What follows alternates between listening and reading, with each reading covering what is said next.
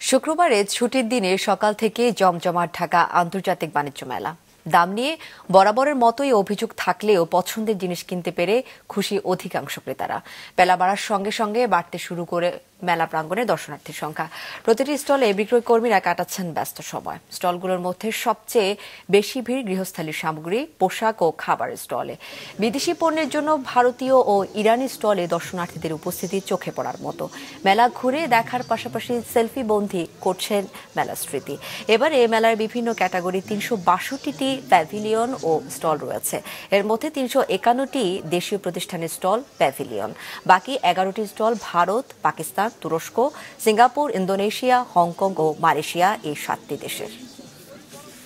কেনার মতো অনেক কিছুই আছে, টুকটাক কসমেটিক, এই ছোট বাচ্চাদের খেলনা, এগুলোই কেনা হয়েছে।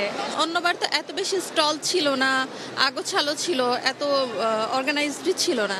তো এবার সবকিছু মিলে দেখলাম যে দোকানগুলোও সুন্দর করে অর্গানাইজড করা। প্রথম দিক থেকে এখন একটু দামটা একটু কম আছে, সব মিলে ভালো, আলহামদুলিল্লাহ এখন ভালো আছে। অনেক ক্রেতার সমাগম, কিন্তু আমাদের সেল কম হচ্ছে।